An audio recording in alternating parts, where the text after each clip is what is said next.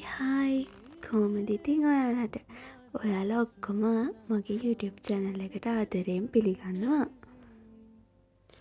අපි හැමෝම ජීවිතේ කොහේ හරි දුවමින් ඉන්නවා.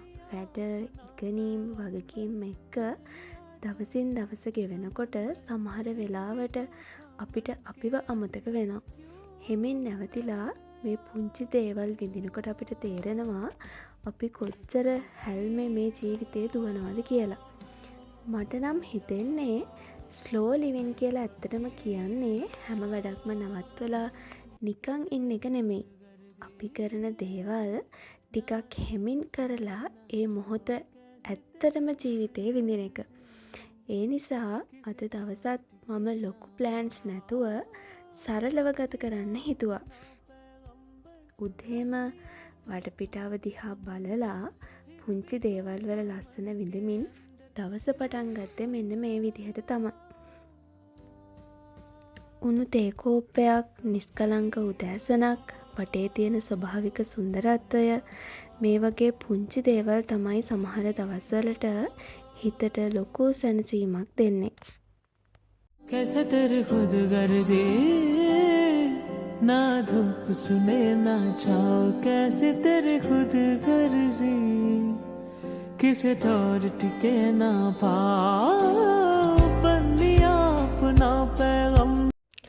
දැන් නම් මමයි මල්ලි ලෑස්ති වෙන්නේ අපි දෙන්නට උදේට කන්න පාන් ටෝස්ට් කරන්න. මේකෙදී මම ගත්තා සේවරී විදිහට එකකුයි ඒ වගේම තව ස්වීට් විදිහට පාන් ටෝස්ට් කරන්න. මෙන්න මේ දෙක තමයි අපි ගත්තේ.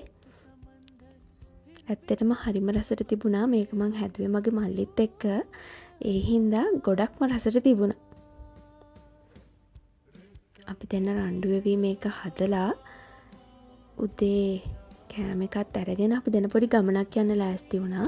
මේ තියෙන්නේ අපි දෙන්න ආච්චි බලන්න ගියාම ගත්ත වීඩියෝ ක්ලිප්ස් ටිකක්. ඇත්තටම අපේ ගෙදර ඉඳලා පැය 2ක් විතර දුර යන්න ඕනේ ආච්චිලා ගෙවල් වලට. යන අතරමඟදී බස් එකත් කැඩුනා.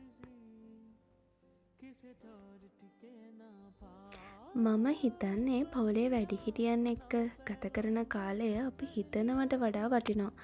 අපි අපේ වැඩවලට බිසී වෙලා ඉන්නකොට දවස්, සති, මාස ගෙවෙනවා කියලා ඇත්තටම අපිට තේරෙන්නේ නැහැ. ඒ නිසා පුළුවන් වෙලාවක ආදරය කරන අයව බලන්න යන එක, ඔවුන් එක්ක ටික වෙලාවක් කතා කරන එක, ඔවුන්ගේ ළඟින් ඉන්න එක මට නම් හරිම වටින දෙයක්. අපි දෙන්නම පුංචි කාලේ අපි දෙන්නව බලාගත්තේ අපේ ආච්චි.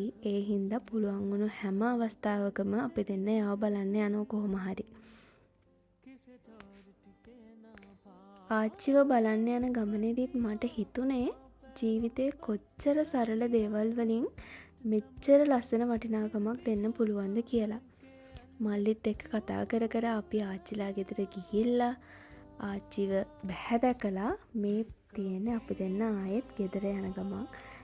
ඇත්තටම මේ පරිසරය ලස්සනයි, ඒ වගේම ගොඩක්ම දුෂ්කරයි. ප්‍රධාන පාරටත් එන්න අපි ගොඩක් පයින් යන්න ඕනේ. කිලෝමීටර් 2ක් විතර. අද දවස ගැන හිතනකොට මට දැනුනේ මම කිසිම විශේෂ දෙයක් නොකරත් දවස ලස්සනට ගත කරලා තියෙනවා කියලා.